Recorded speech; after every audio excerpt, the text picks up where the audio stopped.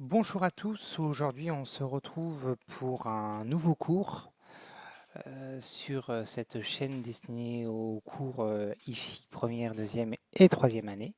Et un cours particulièrement important parce qu'il s'agit des besoins fondamentaux selon Virginia Anderson, qui est une grande figure dont vous entendrez parler, hein, qui a fait une classification de 14 besoins sont indispensables en fait à l'épanouissement de l'homme. C'est un peu, on va dire, un peu aussi dans la même ordre d'idées que Maslow, mais ça apporte un petit peu plus d'informations, on va dire. Donc chaque besoin, nous allons les définir, noter des terminologies importantes, c'est-à-dire les principaux mots-clés que vous retrouverez en cours ou sur les lieux de stage ou même par la suite au travail, et les facteurs biologiques, psychologiques et socioculturels et environnementaux qui peuvent influer sur le besoin. Donc le premier besoin, c'est la respiration, c'est respirer, hein, pour une bonne production euh, enfin, d'oxygène dans le corps. Pour que l'homme respire, il lui faut de l'oxygène. Pour que les cellules se développent, il faut de l'oxygène. Euh, voilà, donc en fait, si on veut que tous les organes, tous les systèmes fonctionnent, il nous faut de l'oxygène. Donc c'est le besoin primordial avant tout autre, selon Virginia Anderson. Les termes à retenir seront l'amplitude respiratoire, donc c'est le nombre de mouvements de la cage thoracique. Hein, ça permet de calculer la fréquence respiratoire. La fréquence respiratoire, bah, c'est ce fameux mouvement de la cage thoracique en un temps donné.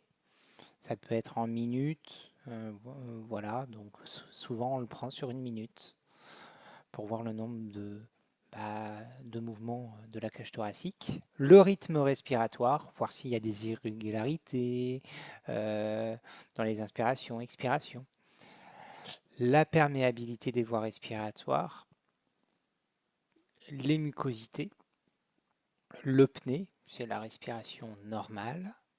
Il faut qu'elle soit silencieuse, rythmique, sans effort et sans tout. La coloration de la peau et des fanères, donc la peau elle doit être plutôt un peu rosée et les fanères, c'est-à-dire les ongles, voilà, faut vérifier cette coloration muqueuse, peau et fanères. L'atout, donc c'est un mouvement réflexe, c'est de la glotte en présence soit de sécrétion de corps étranger ou d'irritation. Voilà, c'est pour éviter que nos poumons soient encombrés de quelque chose qui leur serait néfaste aux échanges.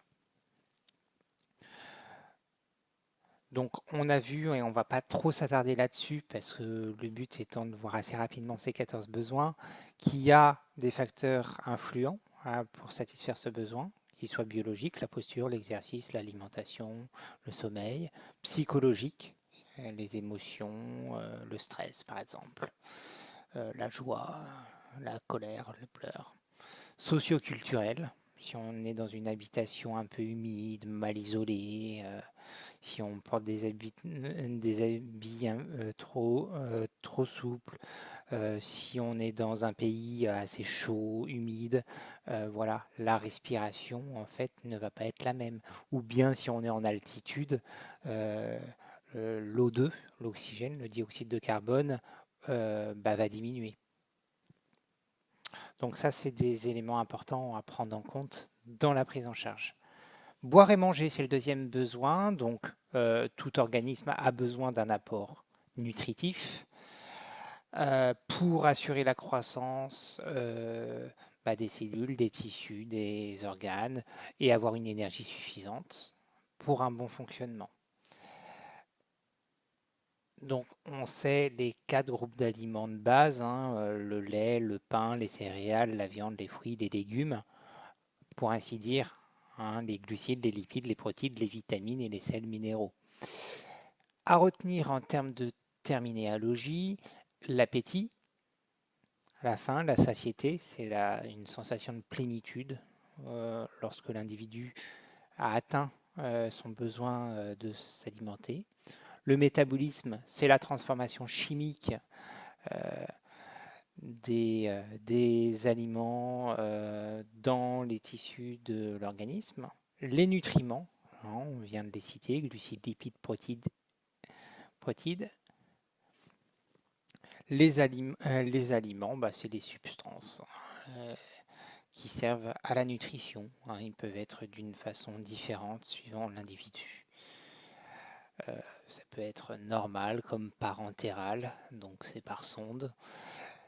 Ça peut être nasogastrique, par exemple. Là, biologiquement, bah, on n'a pas le même apport suivant la période de la vie, son activité physique, le moment de la journée, mais aussi si on a des émotions différentes, voilà, suivant comment on se trouve euh, extérieurement, si son image corporelle nous satisfait ou pas, et puis aussi notre culture, hein, nos habitudes de vie, tout ça, ça rentre en ligne de compte sur la satisfaction de ce besoin. Ensuite, l'élimination. Alors l'élimination, c'est le résultat du métabolisme, hein. Le corps garde des substances qui lui sont importantes, mais va en rejeter aussi, hein. Euh, L'excrétion des déchets s'opère principalement par l'urine et les fesses, matière fécale, et par la transpiration et l'expiration pulmonaire. Donc par exemple, retenir le terme uriné, hein, ça doit être un liquide qui est clair, couleur paille, ambre, de faible odeur, pH légèrement acide. 4,5 à 7,5, ça c'est le potentiel hydrogène. Et on évacue l'urine par l'urètre, donc entre 1,2 à 1,4 litres par 24 heures. Ainsi dire, la même quantité qu'on doit boire par jour. Les mictions, elles sont de l'ordre de 5 à 6 par jour en moyenne.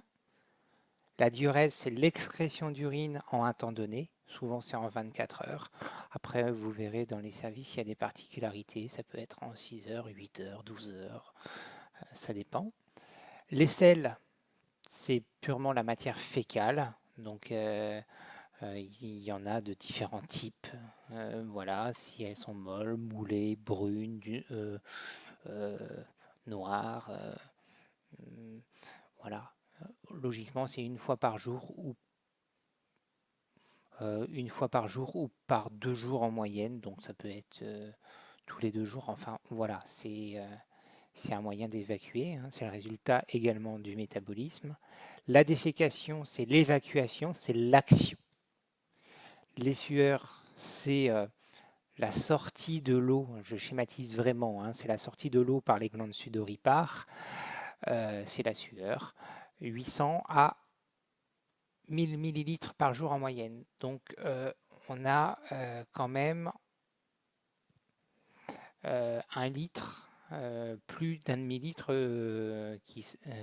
d'eau qui sort de notre corps par jour. Odeur légèrement acide, variable selon les individus. Et c'est la sueur en fait qui nous donne un peu cette odeur corporelle. Les menstruations, c'est l'écoulement sanguin, donc à la fin du cycle menstruel, quand il n'y a pas eu de fécondation, ça c'est chez la femme. Et l'homéostasie, c'est le maintien des valeurs normales des différentes constantes physiologiques. Donc là, c'est un peu l'ensemble. Euh, alors là, c'est schématisé en 3, mais c'est beaucoup plus que ça. C'est la température du corps, c'est le tonus cardiovasculaire, c'est la composition du sang, mais c'est aussi le maintien d'une glycémie, donc du taux de sucre dans le sang aux bonnes valeurs, le sodium également. Voilà. Et du coup, ça c'est sous la dépendance du système nerveux végétatif, donc du système endocrinien, qui va du coup gérer en fait, hein, ça va être le centre de contrôle pour maintenir toutes ces valeurs. Ensuite, se mouvoir et maintenir une bonne posture. Alors effectivement, hein, notre corps, il est pourvu d'un squelette, d'os, de muscles, de nerfs, et du coup, la circulation du sang au sein de notre corps est favorisée par les mouvements, hein. Sans mouvement, le sang passe, se déplace, mais pas aussi bien que si on avait une activité physique. Et ça participe entre autres aussi également à l'oxygénation cellulaire, hein. Donc l'exercice physique, c'est toutes les activités physiques dans le but d'améliorer le rendement musculaire et la circulation sanguine. Donc il y a des exercices actifs qui sont réalisés par l'individu, des exercices passifs qui sont exécutés par une autre personne, kinésithérapie par exemple. La posture, bah, c'est la disposition tout simplement anatomique des différentes parties du corps au repos ou en mouvement. Donc notre corps est disposé tel qu'il est, c'est la posture. Le tonus musculaire, c'est les tensions légères des muscles, même au repos. Les pulsations, c'est le battement d'une artère dû à l'influx sanguin lors de la contraction du ventricule gauche et perçu au-dessus d'une protubérance osseuse par une pression digitale. Alors, qu'est-ce que ça veut dire? Tout simplement, bah, dans notre corps, on a plusieurs artères. Euh, En haut de chaque os, on sait qu'on a une épiphyse et deux diaphyses. Au-dessus des diaphyses, bah, on a effectivement euh, la circulation sanguine. Et si on presse un tout petit peu, eh bien, on a une protubérance, hein, c'est un bout. Et avec une pression digitale, on peut sentir les battements de son cœur. Bon. La pression artérielle, bah, c'est en fait le sang qui tape contre les parois de façon plus ou moins forte, et ça se calcule, hein. C'est les valeurs normales, vous entendrez communément parler de 12,8. Voilà, mais ça dépend aussi des individus, de l'âge, entre autres. Donc là, c'était un petit schéma pour montrer les postures, les mauvaises postures, les bonnes postures. Bon, là, c'est principalement lié à l'ergonomie, hein. C'est très important. Dormir, se reposer. Voilà, le corps, il a besoin de récupérer pour grandir, pour se développer. Vous entendrez parler de sommeil. Tout le monde sait ce que c'est. Le repos. Le rythme circadien, c'est la variation de l'activité et modification des fonctions pour une période de 24 heures. Et les rêves, bah, c'est une activité psychique pendant le sommeil. Ça aussi, ça peut varier suivant l'âge, suivant aussi bah, des pathologies, le, le fait de prendre des traitements qui ont un effet néfaste sur l'endormissement, l'activité physique, beaucoup, hein. Ensuite vient se vêtir et se dévêtir. Donc c'est le fait de s'habiller, de prendre soin de soi, son bien-être, son intimité personnelle. C'est aussi faire partie, c'est synonyme d'appartenance, hein, à un groupe, une idéologie, un statut social. Donc l'habillement, c'est l'ensemble des vêtements qu'on porte. Les vêtements, c'est tout ce qui va venir cacher ce corps, hein. Et uniforme, voilà, c'est un vêtement déterminé pour un groupe donné. Voilà. Bon, après, voilà, on n'a pas besoin d'épiloguer, on sait ce que c'est que se vêtir, se dévêtir. Maintenir le corps dans la limite des valeurs normales, la température du corps dans la limite des valeurs normales. Donc là, on en revient aussi encore à l'homéostasie ou l'homéothermie, hein. On sait que tout est géré au niveau de l'hypothalamus.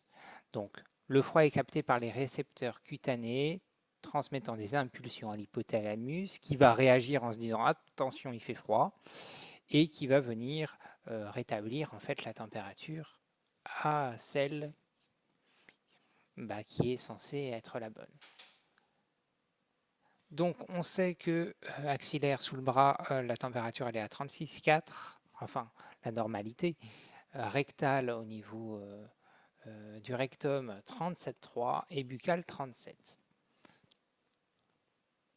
La thermogénèse, c'est la production de la chaleur liée au métabolisme des nutriments. Après les avoir gérés, on sait qu'il y a un procédé chimique, le métabolisme, qui permet cette détérioration. Thermolyse, c'est l'élimination de la chaleur, parce que sinon on va avoir un problème. L'évaporation, la radiation, la conduction, la convection. L'évaporation, c'est la perte de chaleur par élimination de liquide hors de l'organisme, comme on disait, la transpiration, la respiration, donc déperdition de calories provoquant ainsi le refroidissement. Les radiations, c'est la perte de chaleur sous forme d'ondes électromagnétiques. La conduction, c'est la perte de chaleur par le contact direct du corps avec des objets froids. La convection, perte de chaleur par une circulation d'air autour du corps. Donc par exemple, quand vous avez chaud et que vous appliquez de la glace sur une brûlure, ce qui n'est pas fortement recommandé d'ailleurs, c'est de la conduction, c'est de l'application directe de cette vessie de glace sur le corps. Au contraire, lorsque vous utilisez un refroidisseur d'air, une climatisation, c'est une convection. On dit que la climatisation est convection. L'homéothermie, c'est l'équilibre en soi de l'élimination et de la production de chaleur pour qu'on arrive à cette normalité, comme vous le voyez sur le tableau, avec les voies et les normalités associées. Bien sûr, si on ne boit pas assez chez une personne âgée, il y aura une hyperthermie. Alors là, hypothermie et hyperthermie ne sont pas mises, mais hypothermie, la température du corps est inférieure à la normalité, hyperthermie supérieure à la normalité. Et là, on applique des actions associées. On le voit ici.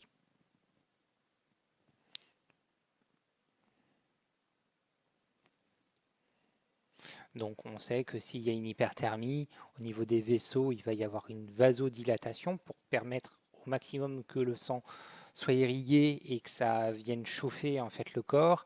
Les muscles ils se relaxent, les glandes sudoripares elles vont du coup être stimulées. Voilà. La respiration elle augmente et voilà, il y a une réduction de la production de chaleur. Hypothermie, les vaisseaux, ils se contractent. Comme ça, du coup, souvent, on a cette action, quand on grelotte, on a tendance à se resserrer, c'est la même chose pour les vaisseaux. Les muscles, ils se contractent également, c'est frisson, et les glandes sudoripares inhibées, il n'est pas temps d'aller, avoir une déperdition de chaleur en venant suer. Et donc, on appelle ça la thermogénèse, qui est l'augmentation de la production de chaleur et de la conservation. Ensuite, être propre et protéger ses ténuments. Les ténuments, c'est la peau et les muqueuses et les fanères, les poils, cheveux, ongles et dents. Et l'hygiène, c'est tous les moyens qui visent à ce bien-être. Voilà. Éviter les dangers. C'est toutes les agressions internes ou externes, physiques ou psychologiques. Ça peut être les virus, ça peut être des agents physiques, chimiques, voilà. Et du coup, le corps, il doit pouvoir se protéger avec des mécanismes de défense. Voilà. Là, on entend beaucoup parler au virus, du virus. Donc, voilà, on a un besoin qui est peut-être pas forcément perturbé pour tout le monde, mais on doit être d'autant plus vigilant. On parle aussi d'immunité, hein, c'est une propriété qui est acquise, qui permet à l'individu de se défendre contre des micro-organismes ou des substances étrangères et du coup de lutter contre cette propagation. On va parler aussi de mécanismes de défense, hein, parce que tout effort que fait l'individu pour conserver son intégrité physique et psychologique dans le respect de ses valeurs. Des mesures préventives, donc c'est toutes les actions destinées à empêcher l'apparition des maladies ou en diminuer les effets, ou comment dire d'une pandémie, hein. Donc là le Covid, on sait, gestes barrières, distanciation sociale, port du masque, lavage des mains, on éternue dans son coude, on change de masque régulièrement, on se lave les mains au gel hydroalcoolique, enfin ça c'est des mesures préventives. Communiquer avec ses semblables, bah, c'est aussi un besoin, hein. Il n'y a pas besoin uniquement que de respirer, de boire, manger et s'habiller, mais on a besoin d'un contact social, d'échanges, de relations. Et ça, c'est une partie intégrante pour l'homme, d'exprimer ses sentiments, ses opinions. Euh, c'est ça, vous entendrez parler de connaissance de soi, prise de conscience de l'individu, euh, d'échange, de vie de relation. Donc c'est l'ensemble des fonctions physiques et intellectuelles qui permet l'adhésion et l'accession de l'individu à l'information du dehors. On va parler aussi du besoin agir selon ses croyances. Donc on a tous des croyances, donc des convictions qui nous sont propres. On a tous des croyances aussi qui nous sont propres, ou des idées qui nous sont propres, c'est l'idéologie. Et du coup, on se doit de les respecter. Dans le monde du travail, on aura des personnes qui seront catholiques. Et donc ça, mais ils y croient. Ils croient en quelqu'un, en quelque chose. Donc c'est leur foi. Et intérieurement, ils ont cette croyance. Voilà. Et du coup, on doit respecter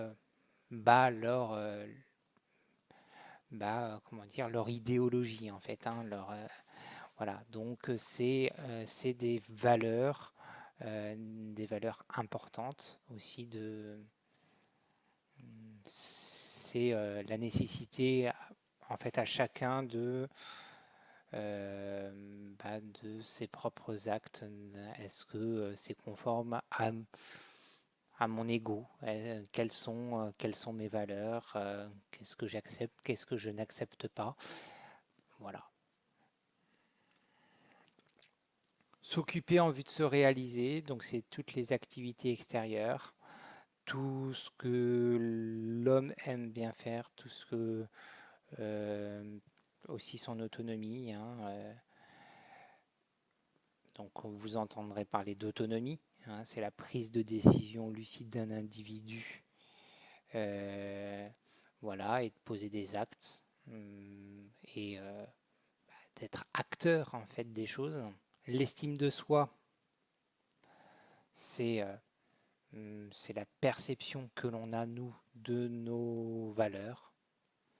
Est-ce que je pense que ce que j'ai fait est bien? Oui, bah, très bien. Donc c'est de l'estime. Le rôle social, donc c'est aussi un peu comment les gens autour de nous réagissent par rapport à nos valeurs. Notre place dans la société, c'est le statut social. Et la valorisation, c'est le contentement. On est content de ce qu'on fait, hein. Contentement, il y a le mot content avant tout.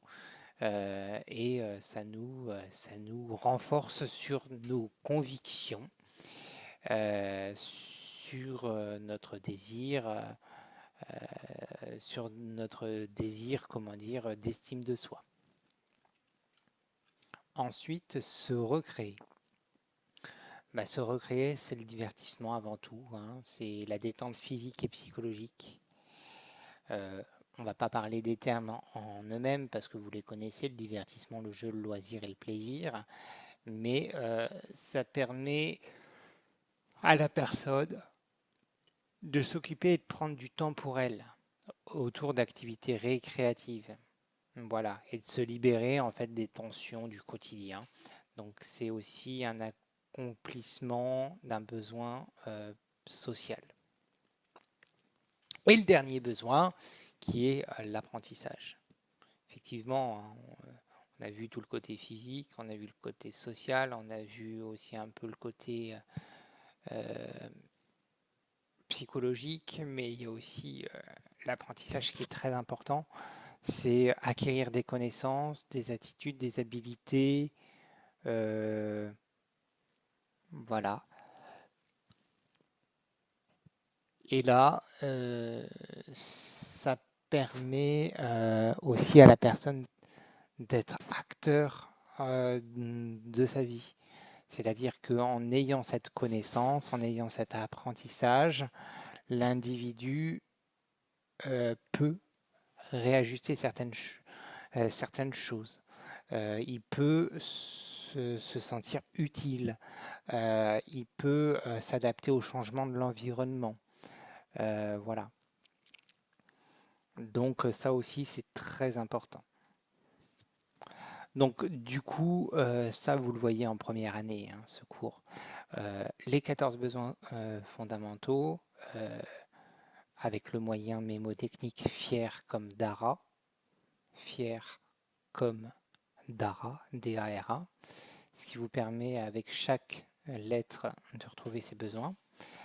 Eh bien, vous allez pouvoir identifier chez chaque personne dont vous aurez à prendre en charge, de vérifier si tel ou tel besoin est perturbé et d'amener des mesures correctives.